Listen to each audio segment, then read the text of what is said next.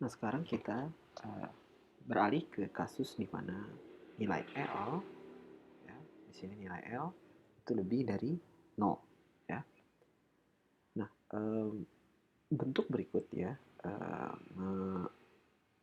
mengharuskan kita ya atau memerlukan kita untuk menggunakan ya kembali fungsi khusus ya, fungsi khusus untuk menyelesaikan persamaan diferensial berikut. Ya. Kalau pada sebelumnya misalkan kita sudah menggunakan satu macam fungsi khusus ya, kita gunakan fungsi Legendre ya. Di sini kita akan menggunakan sebuah fungsi yang dinamakan dengan spherical Bessel functions dan spherical Newman functions ya. Jadi solusi persamaan diferensial ini bisa dituliskan seperti berikut ya. Jadi U ya dalam bentuk U, R ya, sama dengan A, suatu konstanta ya, dikalikan dengan R, kemudian J sub L ya, di sini KR, maaf ini KR ya, ditambah dengan B, dikalikan dengan R ya, N ya, N sub L sebagai fungsi dari KR ya. Nah, di mana di sini JL ya, J sub L adalah fungsi spherical Bessel ya, atau spherical Bessel function ya. Bessel ya, dan NL ya. NL adalah fungsi spherical Newman ya. Newman. Oke. Nah, dua fungsi berikut ya, fungsi spherical Bessel dan fungsi spherical Newman yang kalau misalkan kita lihat ya di referensi-referensi buku matematik ya, misalkan seperti di buku Mathematical Method in the Physical Science yang ditulis oleh Mary Boas ya, atau misalkan juga di buku Kreyszig ya, seperti yang di kuliah matematika rekayasa digunakan, kita bisa lihat bahwa kedua fungsi ini juga memiliki kondisi-kondisi ortogonalitas, kemudian kondisi normalisasi, kemudian mereka juga memiliki bentuk atau formula dalam bentuk integrasinya atau turunannya, kemudian ada juga solusi dalam bentuk deret ya, dan beberapa properti matematis lainnya gitu ya. Nah, namun di sini untuk mempersingkat gitu ya, agar pembahasan kita to the point ya, maka untuk menghitung U ya, menghitung U ini ya, maka J dan N di sini dapat dituliskan sebagai bentuk berikut ya. Di mana untuk JL ya, yang pertama, jadi JL sebagai fungsi X bersama dengan minus X ya, pangkat L ya, dikalikan dengan 1 per X pangkat L, kemudian di sini D per dx ya, jadi turunan terhadap X pada orde ke L ya, dari fungsi berikut sin X per X. Nah, ini untuk yang bentuk spherical Bessel function. Nah, sementara untuk yang spherical Newman function diberikan oleh bentuk berikut. Jadi minus ya, ini sama, tapi sama ada minus X pangkat L di depannya, hanya saja dikalikan dengan negatif lagi ya di sini. Jadi minus X pangkat L, kemudian 1 per X pangkat L, ya bentuk ini identik ya dengan maaf, spherical Bessel function, kemudian turunan orde ke L terhadap X ya, dari cos X per X ya. Nah, kembali ya, sama seperti pada ketika kita membahas kasus L sama dengan 0, kita lihat di sini ada bentuk cos X per X ya. Maka di sini sekali lagi kalau misalkan X-nya ya mendekati 0, maaf, kalau X yang mendekati 0, maka bentuk Newman function akan menjadi divergen ya, menjadi tak hingga infinite. Oleh karena sekali lagi B di sini haruslah sama dengan 0 ya. Maka secara umum kalau saya tuliskan di sini ya, di sebelah sini, UR di sini adalah hanya diberikan oleh fungsi spherical Bessel ya. Jadi bentuknya hanya seperti ini solusinya ya, di mana Newman function-nya tidak kita gunakan ya, karena alasan tadi ya, B-nya harus sama dengan 0 ya. Otomatis bentuk ini hilang ya. Ini merupakan solusi umum ya, K kali R. Ya, kalau misalkan dalam bentuk radial ya, dalam bentuk fungsi radius ya. Tapi kalau dalam X, R ini ya adalah X. Seperti itu ya. Ini solusi umum dari UR kita ya. Nah, secara umum bentuk spherical Bessel function ini ya itu memerlukan solusi numerik ya. Jadi kalau misalkan kita ingin melihat bagaimana bentuk atau plot ya solusi dari spherical Bessel ini untuk nilai-nilai X pada rentang tertentu ya, secara umum kita bisa menggunakan dua metode ya. Pertama melihat referensi handbook matematik ya, handbook of mathematics untuk ya variasi nilai X ya pada L tertentu ya. Kalau di buku Griffith direkomendasikan buku yang ditulis oleh Abramowitz dan Stegen ya. Atau bisa juga kita menggunakan komputer ya.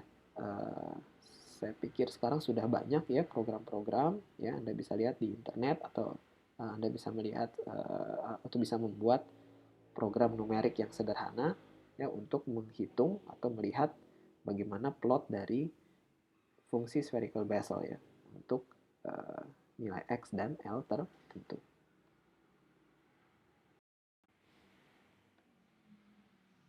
Nah, di sini saya berikan ya contoh plot dari spherical Bessel functions ya untuk beberapa nilai L ya. Kalau di sini di pojok kanan ya di grafik kita bisa kita lihat nilai L dari 0 sampai dengan 5 ya. Jadi ada 6 plot spherical Bessel functions.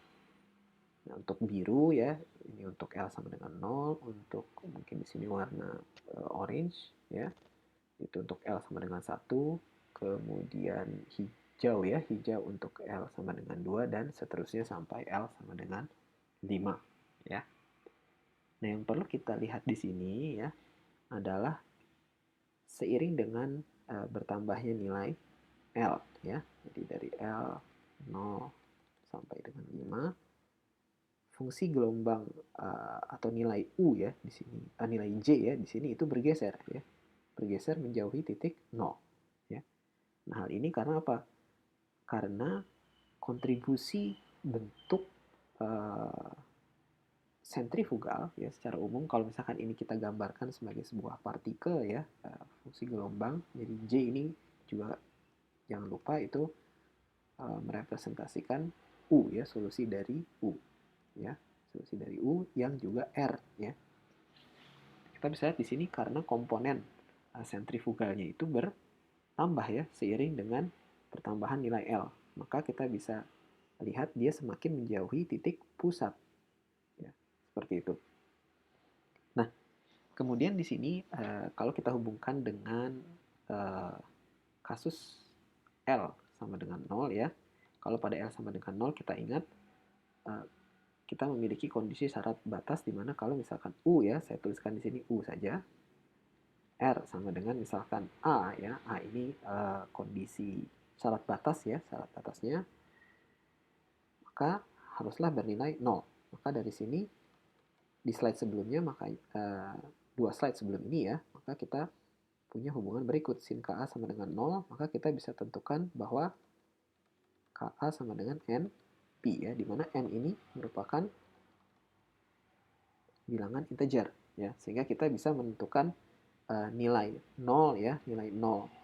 Di sini ya, misalkan saya ambil yang kasus contoh di sini plot pada L sama dengan 0, nilai 0 di sini ya, misalkan itu merupakan kelipatan bilangan bulat ya atau integer yang dikalikan dengan pi ya. Nah, namun di sini ya kita bisa lihat bahwa ketika L ya maaf membesar ya atau tidak sama dengan 0, misalkan L sama dengan 3, 4 atau 5, kita bisa lihat di sini nilai interseksinya itu tidak diberikan oleh suatu bilangan yang bisa kita katakan nyaman ya untuk kita tuliskan. Kalau di sini n sama dengan integer, maka di sini tidak ya. Oleh karenanya ya, untuk menentukan misalkan di sini tujuannya kita menentukan nilai k ya, maka kita perlu syarat batas ini 0 ya. Nah, kalau pada kasus A sama dengan 0, kembali lagi kita butuh n ya di sini. Nah, di sini kita tidak punya n yang berupa bilangan yang nyaman untuk kita nyatakan seperti integer, maka kita introduce suatu parameter baru ya, yang kita sebut di sini dengan beta. Ya, kalau di buku dituliskan dengan beta sub n L. Ya, mana beta n L ini adalah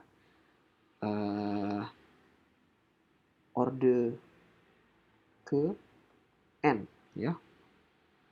Orde ke n dari nilai 0 untuk fungsi JL ya, atau spherical Bessel function kita, seperti itu ya.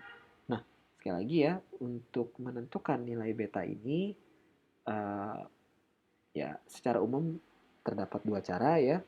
Yang pertama kita kembali melihat Handbook of Mathematics. Kalau yang sekali lagi kalau di buku referensi kita Griffiths ya, itu merekomendasikan untuk melihat Handbook of Mathematics ya, kalau tidak salah judulnya, yang ditulis oleh Abramowitz tadi ya, seperti sudah disebutkan di slide sebelumnya, atau kita menghitung nilai beta ini secara numerik. Seperti itu. Sebagai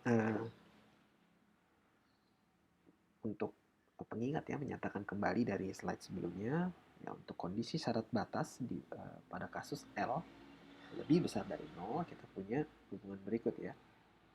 Untuk U sebagai fungsi dari A ya, di mana A ini merupakan nilai batas radius ya, fungsi gelombang kita pada infinite spherical well ya, ini sama dengan 0 ya, maka kita punya hubungan berikut ya, JL ya, JL ini merupakan spherical Bessel function sebagai fungsi dari K dikalikan dengan A sama dengan 0 ya. Kita tahu di sini nilai K-nya ya, KA diberikan oleh suatu parameter yang kita tuliskan sebagai beta sub n dan L ya. Nah, dari hubungan berikut ya, yang terakhir ini KA sama dengan beta NL sub NL, maka kalau kita tuliskan ya solusi psi ya, psi yaitu fungsi gelombang bebas waktu ya,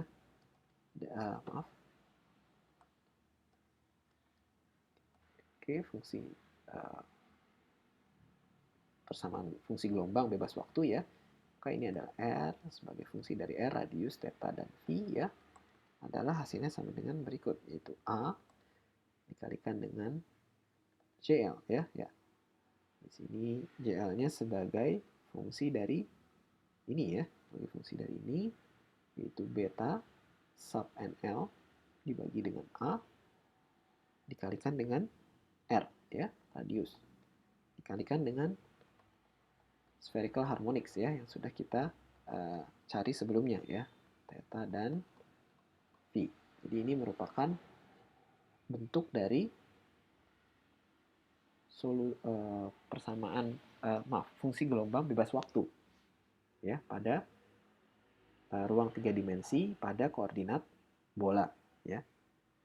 Jangan lupa di sini sekali lagi saya tuliskan saja A merupakan suatu konstanta normalisasi ya, dia merupakan suatu konstanta normalisasi. Kemudian n ya, n di sini merupakan apa? Bilangan bulat ya, atau integer. Kemudian L juga merupakan bilangan bulat positif ya, 0, 1 dan seterusnya, 0, 1, 2 dan seterusnya. Dan kemudian M ya, di sini adalah nilai minus L ya, negatif L sampai nilai positif L ya. Nah, kita lihat di sini satu lagi ya, kemudian kita memiliki nilai energinya. Nah, berapa nilai energinya? Energinya juga diberikan oleh bentuk yang mirip ya dengan solusi pada L sama dengan 0 ya, H kuadrat per 2M H kuadrat, namun di sini nilai NP-nya ya digantikan oleh beta N L kuadrat. Kita lihat di sini nilai energi ya, corresponding energi untuk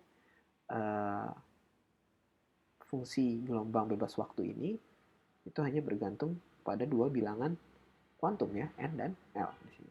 N di sini ya mungkin lebih populer diketahui sebagai bilangan kuantum utama ya, dan L di sini kita sebut pada diskusi-diskusi sebelumnya yaitu bilangan kuantum orbital ya. Oke. Jadi sudah kita dapatkan di sini bentuk umum dari solusi persamaan Schrödinger bebas waktu 3 dimensi pada koordinat bola dan energi corresponding energinya ya. Nah, kalau kita misalkan mau mendapatkan solusi totalnya ya, psi kapital ya, yang berarti dia sebagai fungsi R, theta, phi dan t ya. Nah, dari bentuk yang terakhir ini ya, jadi bentuk terakhir R theta phi, tinggal kita tambahkan bentuk solusi waktunya saja ya, E minus I E T per H bar ya. Kita dapatkan solusi lengkap ya dari persamaan Schrödinger bebas waktu pada koordinat bola ya. Lengkap di sini maksudnya juga dengan komponen waktu ya. Nah, sampai pada tahap ini ya, kita bisa lihat bahwa ketika kita ingin menyelesaikan persamaan Schrödinger ya, untuk mendapatkan solusi persamaan Schrödinger pada dimensi lebih dari satu ya secara umum, itu biasanya ya secara umum menyelibatkan fungsi-fungsi yang spesial ya, seperti misalkan sebelumnya kita sudah menggunakan fungsi Legendre, kemudian di sini kita menggunakan fungsi Bessel ya, seperti itu. Nah, pada kasus-kasus tertentu atau pada tahapan tertentu ya, kita juga diharuskan untuk membuat atau berargumen ya, berdasarkan alasan misalkan kontinuitas, atau agar misalkan fungsinya bersifat well behaved ya, atau dia agar dia memiliki solusi yang physically acceptable ya. Kita juga harus membuat suatu argumen-argumen tertentu ya berdasarkan yang tadi itu. Ya, secara umum solusi yang kita dapatkan ya biasanya bersifat terkuantisasi ya, atau terindeks oleh bilangan-bilangan integer ya, seperti ini misalkan N, L, dan M ya. Kalau memang misalkan kasus itu sifatnya quantized ya, atau memang sistem yang terkuantisasi. Tapi ada juga misalkan sistem-sistem seperti free particle ya, yang dia dinyatakan oleh variabel-variabel yang sifatnya kontinu ya, seperti itu. Jadi yang sifatnya tidak terkuantisasi.